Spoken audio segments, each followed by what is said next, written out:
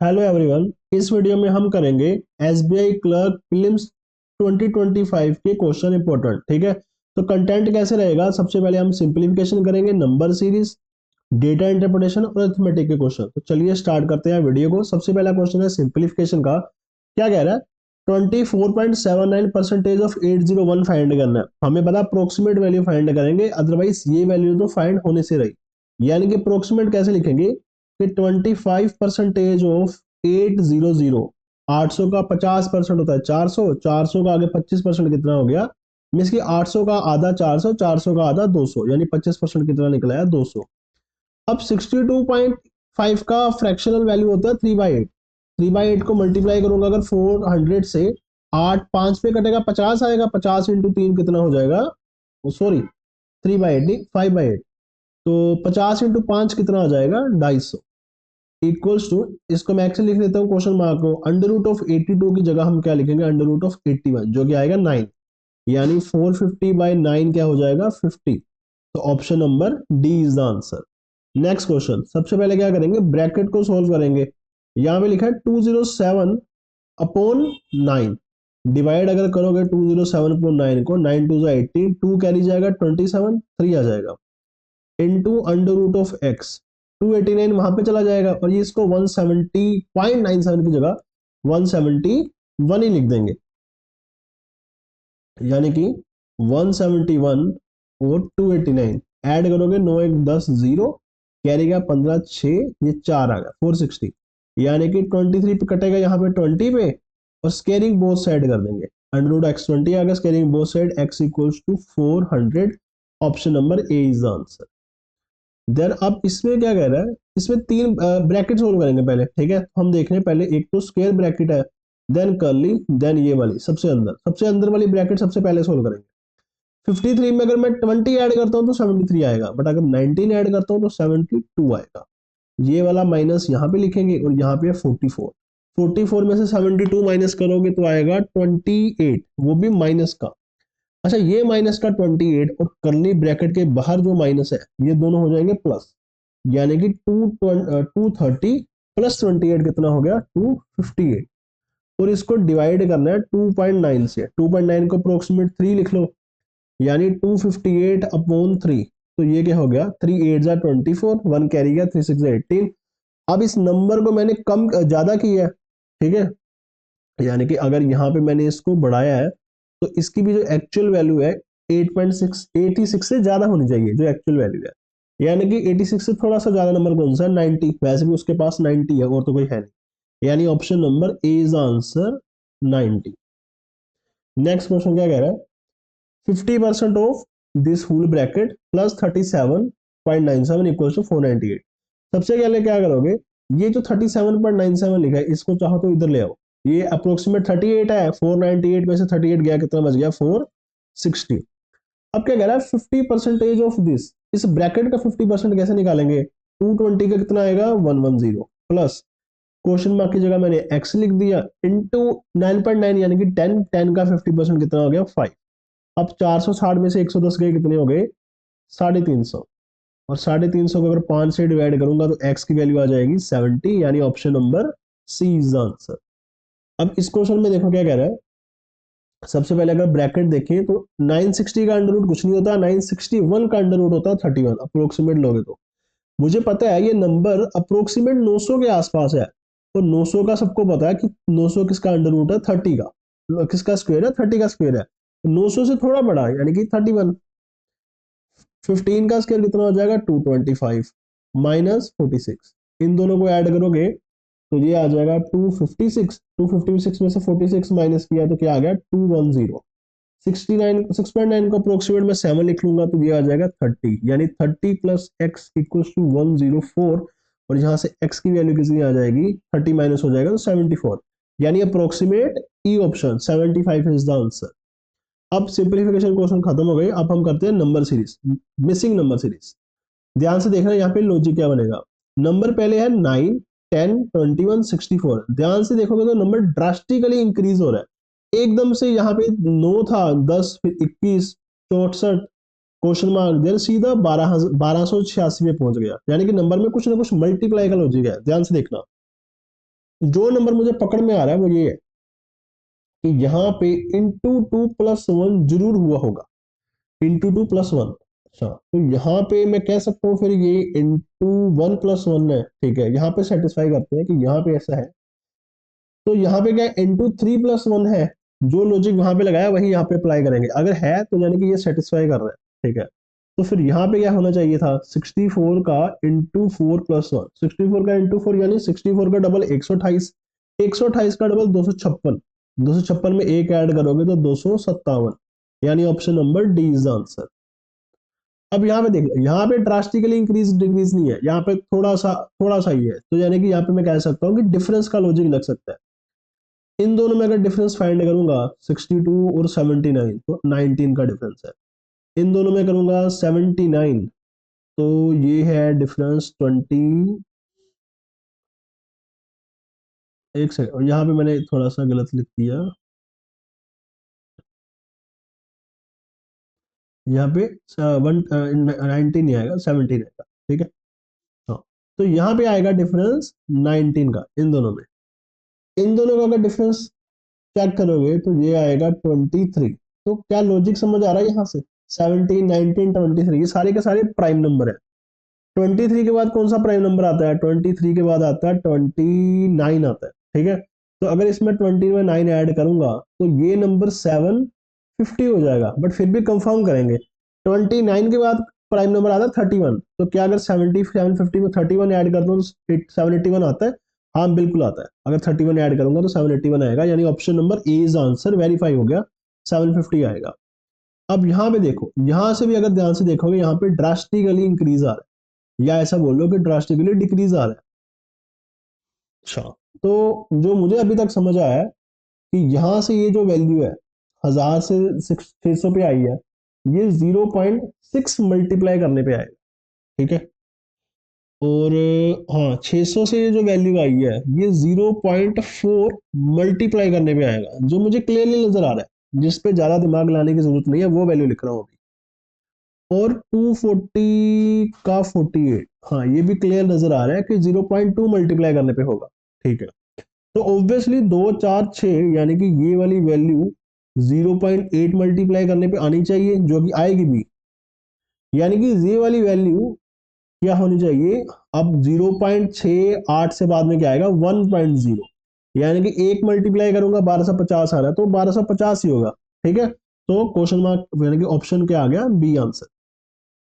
यहाँ पे देख लो, यहाँ पे अच्छा 41 से 20, 20 से 19, पहले डिफरेंस चेक कर लेते हैं, अगर डिफरेंस वाला लग नहीं रहा वैसे, माइनस करेंगे 21, यहाँ पे माइनस हो रहा है 1, यहाँ पे प्लस हो रहा है 8, और यहाँ पे प्लस हो रहा है 25, ठीक है। इसको चलो मैं बोल भी दूं कि ये 2 का क्यूब है, ये 5 का स्क्वायर है, पर 21 और 1 का कोई लॉजिक नहीं है, ठीक है। तो ये इस यहाँ पे डिफरेंस वाला नहीं जा रहा, ठीक है। तो उसके अलावा यहाँ पे एक मुझे चीज समझ आ रही है इन दोनों में, ठीक है, कि अगर मैं इसका हाफ, यहाँ तो मुझे दो बातें समझ आ रही है कि एक तो हाफ यानी कि डिवाइड किया 2 से, हाफ किया, माइनस 0.5, ठीक है। ये मैं यहाँ पे दोबारा से लिखता हूँ, 41 20 19 27 52 क्वेश्चन मार्क। एक तो कि इसका हाफ किया 25 और 20.5 आ गया, और हाफ में से 0.5 माइनस कर दिया, यहाँ पे एक मल्टीप्लाई किया और वहां से एक ही माइनस कर दिया, यानी कि यहाँ पे 0.5 मल्टीप्लाई और 0.5 माइनस, एक से मल्टीप्लाई और एक से ही माइनस। तो क्या यहाँ से 1.5 से मल्टीप्लाई और 1.5 से माइनस है कि नहीं, ये मुझे चेक करना है। कैसे करूंगा, 19 का 1.5 मल्टी 19 का 19 तो आएगा, 19 का आधा क्या होता है 9.5, और 9.5 में से अगर मैंने 1.5 माइनस किया तो कितना आएगा, 7 आएगा, और 7 सॉरी 7 नहीं 8 आएगा, और 19 और 8 27 होता है, हाँ बिल्कुल होता है। तो यहाँ पे भी एक बार वेरीफाई कर सकते हो, यहाँ पे इंटू 2 माइनस 2 है कि नहीं, 27 का दुगना 54, 54 में से 2 हो गए 52, ठीक है। यानी यहाँ पे जो लॉजिक होगा वो होगा इंटू 2.5 माइनस 2.5, 52 का अगर दुगना होता है 104 और 52 का आधा है 26, यानी ये कितना आ गया 130, और 130 में से मुझे माइनस करना है 2.5, तो इसको अगर सोल्व करोगे तो 127.5 आएगा, यानी option number C is the answer. Otherwise यहाँ पे एक और लॉजिक वो भी लग सकता था ट्राई करने के लिए, वो लगेगा नहीं कि हमने पहले 1 माइनस किया देन हाफ किया, 1 माइनस किया 40, हाफ किया 20, बट उसके बाद में 1 माइनस किया और इंटू 1 किया, -1, फिर उसका हाफ कर दिया इंटू 0.5, ठीक है, -1 फिर उसका हाफ कर दिया, ओ सॉरी मल्टीप्लाई 1 कर दिया, ये आ गया। बट अब यहाँ पे जो ट्राई करूं कि -1 किया तो 18 आ गया, और 18 का 1.5, हाँ 27 होता है, ठीक है। यहाँ पे हाँ -1 किया 26 और उसका डबल कर दिया तो 52, सेम यहाँ पे -1 कर दिया 51 और 51 का 2.5 टाइम्स 127.5 आ जाएगा, ऐसे भी कर सकते हैं।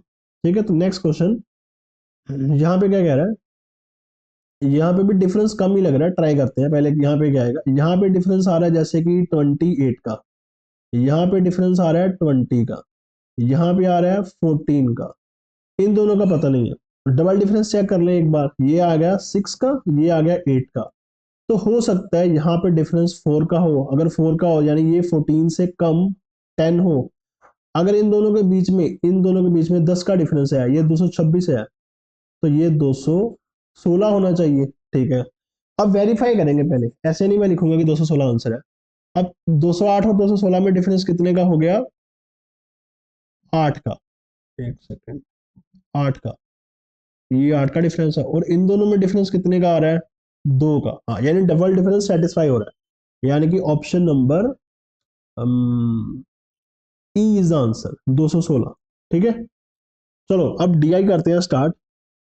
क्या कह रहा है, the given table chart shows total number of students who appeared for 3 competitive exam SSC RRB and JE. ठीक है, यहाँ पे कुछ स्टूडेंट है जिन्होंने 3 एग्जाम दिए कॉम्पिटिटिव, एसएससी आरआरबी और JE, from city A in 5 different years, 12 से लेके 16 तक।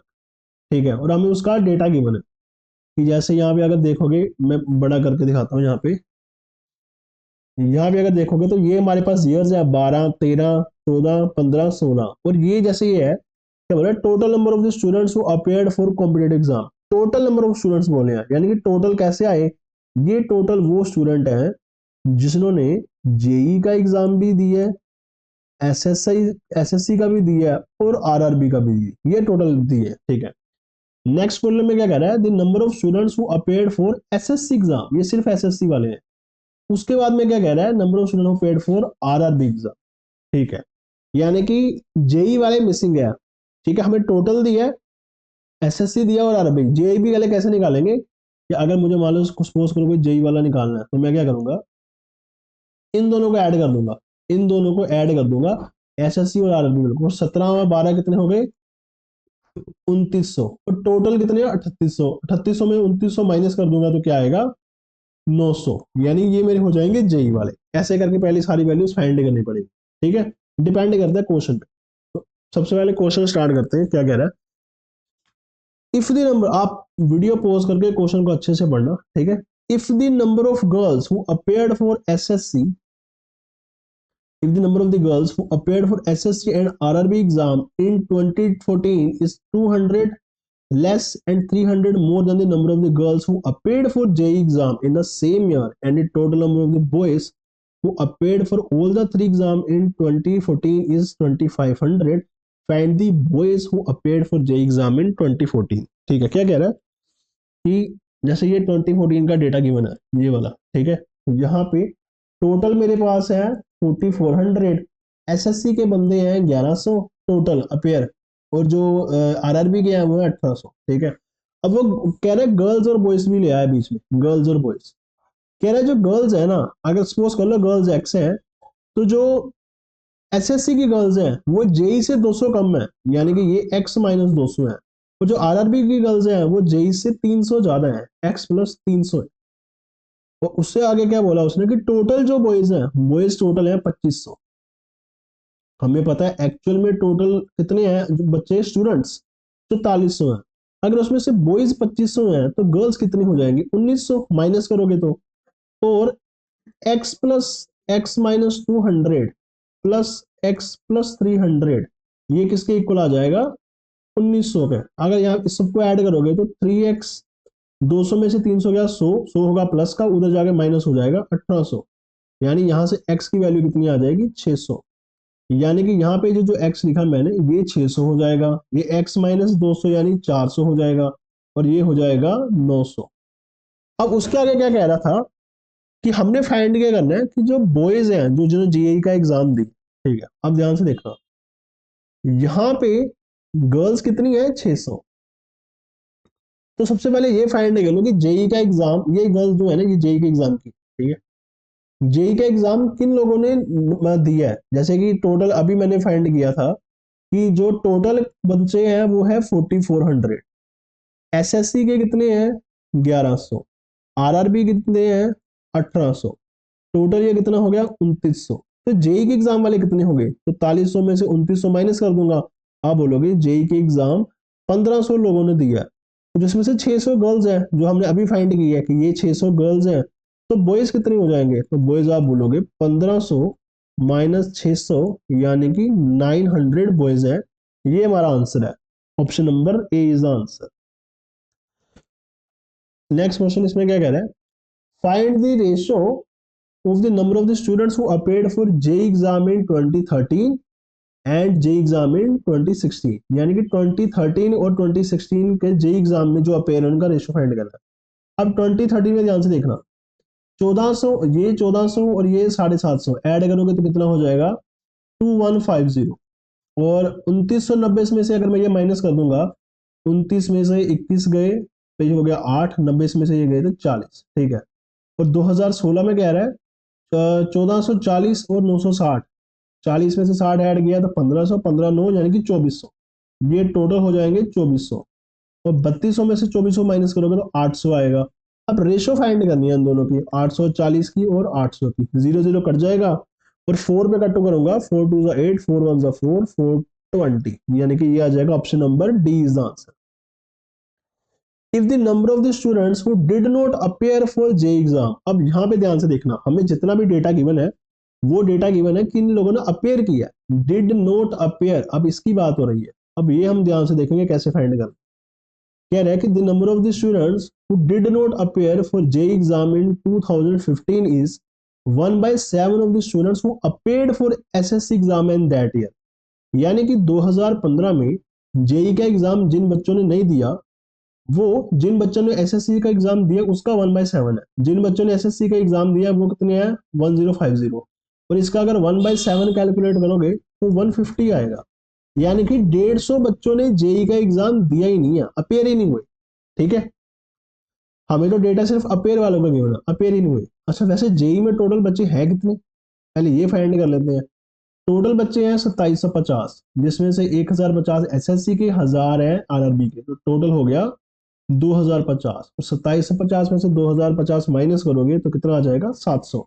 यानी कि जेई में टोटल बच्चे जिन्होंने अपेयर किया वो तो 700 है, जिन्होंने अपेयर नहीं किया वो 150 है, ठीक है। आगे नेक्स्ट में क्या कह रहा है, next line, and the ratio of the total number of students who applied for JEE to RRB who applied। अब ध्यान से देखना, अप्लाइड का क्या मतलब है, यानी कि यहाँ पे ये जो अप्लाइड लिखा है, अप्लाइड क्या होता है, अप्लाइड में क्या दो बच्चे डिवाइड हो जाएंगे, एक तो जिन्होंने अपेयर किया है, एक जिन्होंने अपेयर नहीं किया, ठीक है। यानी कि जैसे मैंने बोला कि जेई के एग्जाम में 700 बच्चों ने तो अपेयर किया है, 150 ने अपेयर नहीं किया, तो अप्लाई किन्होंने किया होगा, अप्लाई तो सभी ने किया होगा, 700 प्लस 150, 700 अपेयर होने, अपेयर गए हैं, देने गए हैं एग्जाम, 150 नहीं गए, यानी अप्लाई किन्होंने किया, टोटल 850 बच्चों ने किया। अब क्या कह रहा है, जो अप्लाई की रेशियो है ना वो 5 और 7 है, जेई और आरआरबी की, जेई और आरआरबी की जो अप्लाई करने की रेशियो है 5:7, और जो ये 5 है इसकी वैल्यू कितनी है 850, अभी हमने निकाली है, तो इस 7 की कितनी हो जाएगी, ध्यान से देखोगे ये क्या हो रहा है 17 से मल्टीप्लाई हो रहा है। अगर ये 17 से मल्टीप्लाई होगा तो इसको भी 17 से मल्टीप्लाई कर दो, और 17 बोल दिया 170, ठीक है, जीरो भी है, इसको भी 170 से मल्टीप्लाई कर दो, तो ये क्या हो जाएगा 1190। ये अप्लाई करने वाले हैं। अब फाइनली क्वेश्चन में क्या पूछा था, find the number of student who did not appear. ये तो अप्लाई किया है, अप्लाई किन लोगों ने किया है, वो कह रहे हैं किन्होंने अपेयर नहीं किया। तो जिन्होंने अपेयर किया वो कितने हैं आरआरबी में, तो ये बात कर रहा है 2015 की। तो हमें ध्यान से देखो कि यहाँ पे 1000 लोगों ने अपेयर किया है। अगर 1190 में से 1000 लोगों ने अपेयर किया तो कितने लोगों ने अपेयर नहीं किया, माइनस कर दोगे, 190 लोगों ने अपेयर नहीं किया, यानी option number B is the answer. Next question क्या कह रहा है, if the ratio of the if the ratio of the number of students who appeared for JEE exam in 2012 to 2018 is 6:5। जो जेई के exam में appear हुए हैं 2012 में और 2018 में उनका रेशो दिया, 2018 तो ईयर ही नहीं गिवन है, तो इसको अपने से फाइंड करेंगे। अब 2012 में कितने अपेयर हुए हैं, हमें पता है कि एसएससी और आरआरबी के हैं 17 और 12 2900, और 3800 में से 2900 गए तो कितना हो जाएगा 900, यानी कि जेई में कितने बच्चे हैं 900 है, ठीक है। और इसका रेशो दिया मुझे 2012 और 18 का 6:7। ये 6 किसके इक्वल है, ये तो 900 के इक्वल है, तो क्या मल्टीप्लाई हो रहा है 150 मल्टीप्लाई हो रहा है, तो यहाँ पे भी 150 मल्टीप्लाई कर दूंगा तो क्या आ जाएगा साढ़े एक सेकेंड 1050, ठीक है। यानी कि 2018 में जेई के स्टूडेंट कितने हो जाएंगे 1050। अब नेक्स्ट लाइन क्या कह रहे हैं, and the number of the students who appeared for JE and RRB exam in 2018 is 25% less and 20% more than 2013। क्या कह रहे हैं कि जेई का एग्जाम जिन्होंने 2013 में दिया था, एसएससी का जो अभी एसएससी की बात कर रहे हैं कि जिन्होंने 2013 में एसएससी का एग्जाम दिया है, 2018 में वो 25% कम है। 2013 में कितने हैं 1400, 1400 का हाफ है 700, 700 का हाफ 350, यानी कि 350 स्टूडेंट्स कम है। तो यहाँ पे कितने आ जाएंगे, तो ये भी आ जाएंगे 1050 आ जाएंगे, ठीक है। और क्या कह रहा है, जो आरआरबी वाले हैं वो 20% ज्यादा है, 750 का 20% कितना होता है 150, और ऐड करोगे तो कितना हो जाएगा 900। यानी ये आ गए आरआरबी वाले, ये आ गए एसएससी वाले, ये आ गए जेई वाले। फाइंड करें टोटल नंबर ऑफ स्टूडेंट जो अपेयर करे हैं, अपेयर वाले फाइंड करें टोटल कितने हैं, 1050 और 1050 कितने हो गए 2100, 2100 और 900 कितने होते हैं 3000, यानी कि 3000 आंसर आएगा। यहाँ पे एक्चुअली मैंने गलती से यहाँ पे 7 लिख दिया, 6:7, यहाँ पे 6:5 था, तो ये वैल्यू एक्चुअल में 1050 नहीं आएगी, 15 पंजे 75, 750 आएगी। तो यहाँ पे मैंने गलती से ये लिख दिया, तो यानी ये वैल्यू 750 है, ठीक है। तो 300 कम कर दो यहाँ से, तो ये 2700 आ जाएगा टोटल कर दो तो option number C is the answer 2700।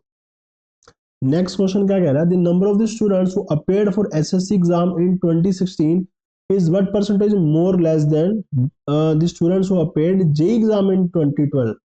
यानी कि 2012 में जेई कितने लोगों ने दिया, पहले ये फाइंड कर लो। अभी हमने किया भी था 17 और 12 2900, 2900 से 3800 माइनस किए तो 900, यानी जेई वाले बच्चे कितने हैं 900, ठीक है। और कह रहे एसएससी जिन्होंने दिया ना 2016 में, एसएससी कितने लोगों ने दी है 1440 लोगों ने दी है, ठीक है। वो कितने परसेंटेज मोर और लेस है इस 900 से, तो ये 1440 कितने परसेंट ज्यादा है, अभी तो ज्यादा है तो मैं बोलूंगा 540 ज्यादा है, ठीक है। अब 900 से कंपेयर करना, नीचे आएगा 900 इंटू 100, 0 0 कट जाएगी, हम बोला 9 6 54, यानी 60% आ जाएगा कि ये वाले बच्चे जो हैं वो 60% ज्यादा है, यानी option number B is the answer.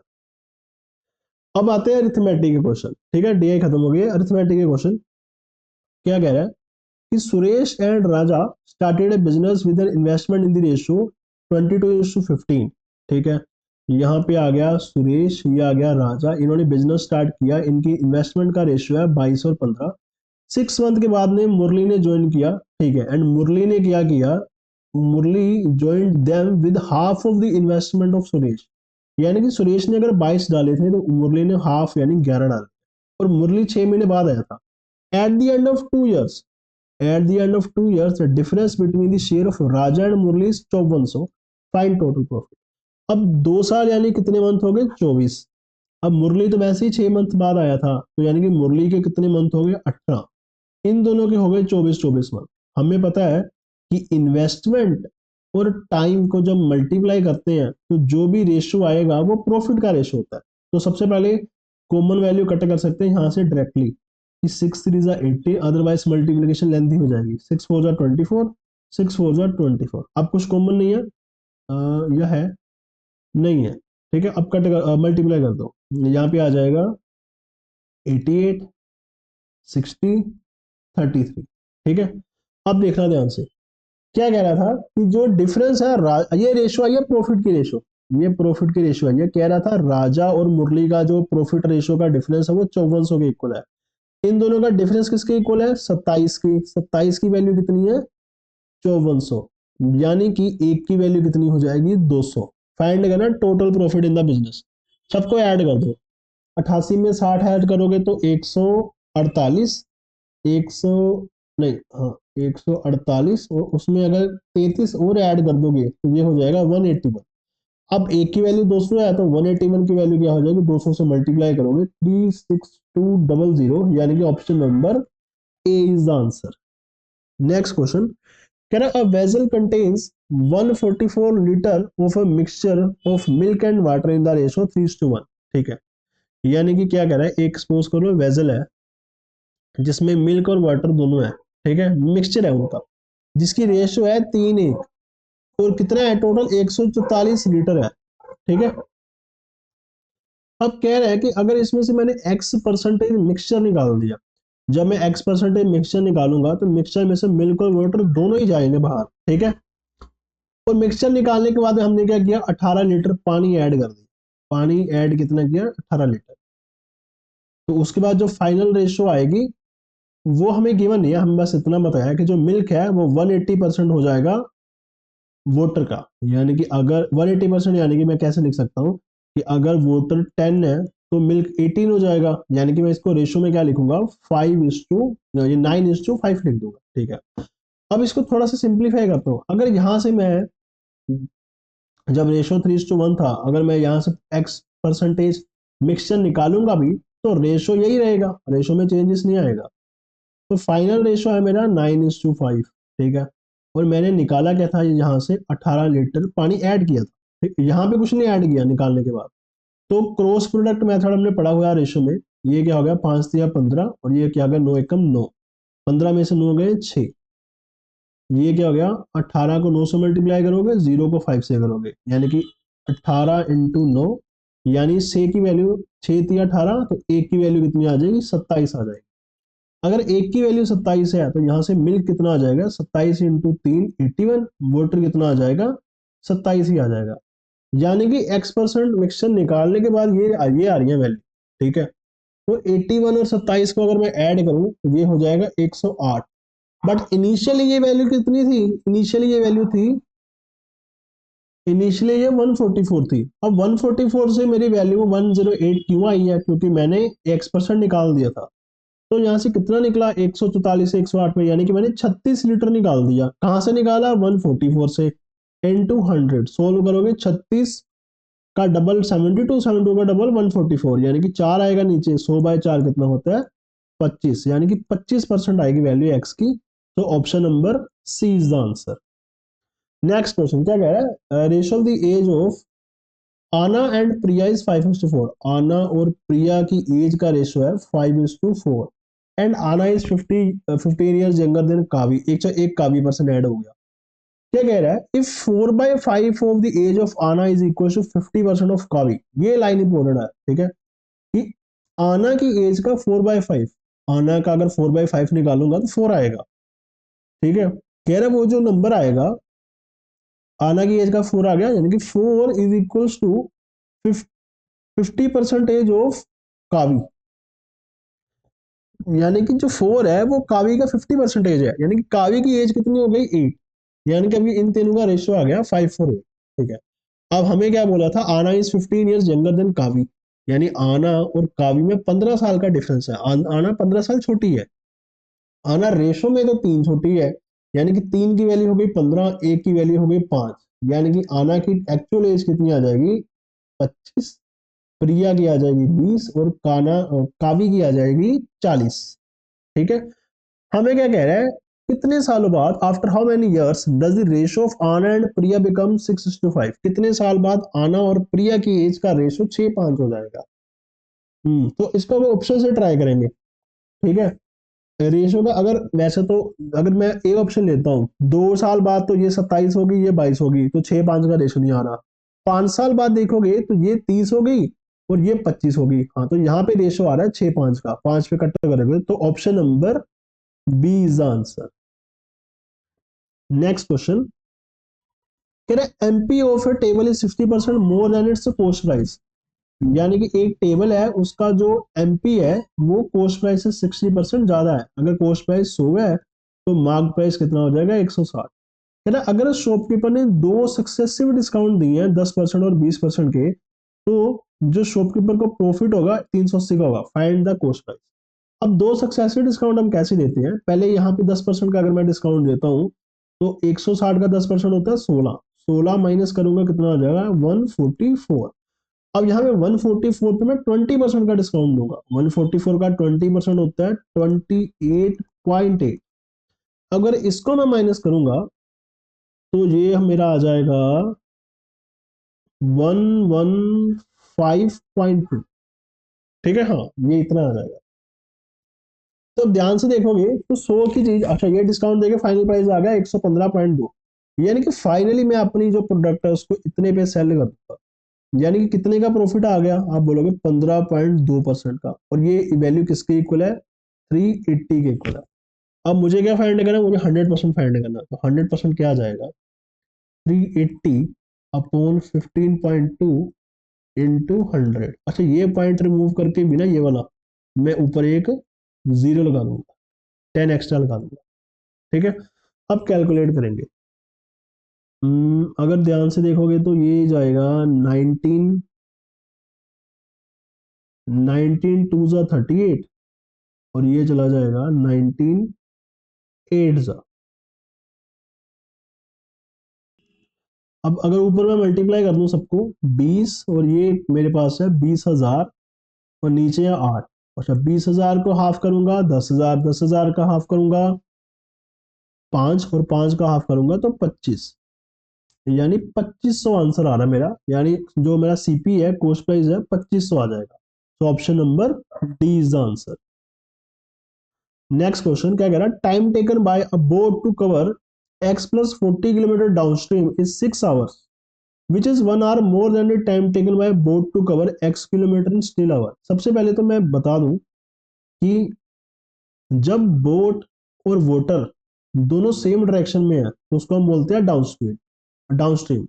जब दोनों ऑपोजिट डायरेक्शन में है, जैसे बोट यहाँ पे जा रही है, वाटर यहाँ पे जा रहा है, तो उसको बोलते हैं अपस्ट्रीम। ठीक है, अब क्या कह रहा है कि जो बोट है ना, अब एक फॉर्मूला भी लिख लेते हैं कि टाइम, या मैं बोल दूं speed is equal to distance upon time. ठीक है, कह रहा है अगर boat x plus 40 kilometre cover करती है डाउन स्ट्रीम में, और वो भी 6 घंटे में, तो उसकी जो स्पीड है, स्पीड ऑफ डाउन स्ट्रीम अभी मैं लिखता हूँ। ठीक है, अभी पहले क्वेश्चन रीड करेंगे। ठीक है, अच्छा और उसने क्या बोला कि वो ये जो टाइम है वो 1 आवर ज्यादा है कि अगर बोट x किलोमीटर ट्रेवल करे स्टिल वाटर में। ठीक है, और तो ये टाइम आ गया 5, और इसके जो स्टिल वाटर की स्पीड है वो भी हम लिखेंगे, या भी मिसिंग है, या भी लिखेंगे।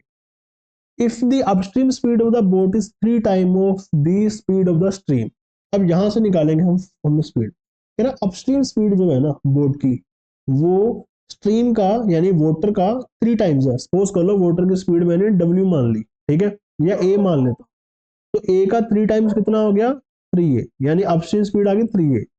अपस्ट्रीम स्पीड एक्चुअली होता क्या है, अपस्ट्रीम स्पीड होता है बोट प्लस वाटर की स्पीड, बोट माइनस वाटर की स्पीड, बोट प्लस तो उसकी होती है डाउनस्ट्रीम की। अच्छा तो यहां से कि मैं बोट की स्पीड फाइंड कर सकता हूँ, मुझे पता है B माइनस डब्ल्यू, और W अगर इन दोनों को ऐड करूंगा तो B आ जाएगा। तो यहाँ से मेरी बोट की स्पीड कितनी आ जाएगी, 3A प्लस A यानी कि 4A। और अगर बोट की स्पीड आ गई है, और बोट की स्पीड में अगर मैं वाटर की स्पीड ऐड कर दूं तो ये मेरी डाउनस्ट्रीम स्पीड आ जाएगी, यानी 4A plus A is to 5A। यानी बोट की speed 4A, downstream speed 5A। यही मैंने यहाँ पे लिखनी है कि ये डाउनस्ट्रीम स्पीड थी 5A और ये बोट की स्पीड है 4A। अब इस वाली इक्वेशन से मैं क्या करूंगा, x की वैल्यू निकाल लूंगा। x कितना आ गया 20a, और यही वैल्यू मैं ऊपर पुट कर दूंगा कि पहले तो क्रॉस मल्टीप्लाई करके लिखूंगा मैं 30a, x की जगह लिखूंगा 20a प्लस 40, और यहां से 10a इक्वल टू 40 और a इज इक्वल टू 4। यानी कि मेरी जो बोट की स्पीड है, मुझे एक्चुअल इसके बाद में मुझे फाइंड क्या करना था, find the distance covered by boat in 3 hours in still water. यानी कि स्टिल वाटर में बोट है, यानी कि बोट की स्पीड है। तो मेरी बोट की स्पीड कितनी थी, मेरी बोट की स्पीड थी 4a, और a की वैल्यू आई है 4, यानी 4 इंटू 4 कितना हो गया 16। कह रहे बोट 3 घंटे में कितना ट्रेवल करेगी, स्पीड आ गई है 16, यानी कि 1 घंटे में 16 ट्रेवल करती है, 16 किलोमीटर। तो 3 घंटे में कितना करेगी, 16 इंटू 3 यानी कि 48 kilometre. Answer option number B. Next question, कह रहे ट्रेन है A and B are running in opposite direction at the same speed and they cross each other in 7.5 seconds. एक ट्रेन ए है, एक ट्रेन बी है, दोनों opposite direction में आ रहे हैं और दोनों की स्पीड सेम है, यानी S A speed of train A is equal to speed of train B. ठीक है, अब मुझे पता है कि जो टाइम है, या मैं बोलूँ जो डिस्टेंस है, वो किसके इक्वल हो जाएगा, स्पीड डिस्टेंस अपॉन स्पीड, या speed equal to distance upon time, एक ही बात है। ठीक है, अब जो टाइम लग रहा है वो कितना लग रहा है, 7.5 सेकंड लग रहे हैं। टाइम है 7.5 सेकंड। ठीक है, अब एक लाइन में क्या कह रहा है कि जो train A crosses an electric pole in 10 second. ठीक है, if the length of train A is 100 metre more than the length of train B, train A की लेंथ B से 100 ज्यादा है, तो सपोज कर लो कि ट्रेन A की लेंथ में लेट कर लेता हूँ टी ए है, तो या एल ए, ठीक है, लेंथ ऑफ ट्रेन ए। तो ट्रेन बी क्या हो जाएगा, ट्रेन ए उससे 100 ज्यादा थी, तो ट्रेन बी क्या हो जाएगी, उससे 100 कम हो जाएगी, यानी ट्रेन बी की लेंथ हो जाएगी एल ए माइनस 100। ये ए की लेंथ है, ये बी की लेंथ। ठीक है, अब इस फॉर्मूले पे मैं सारी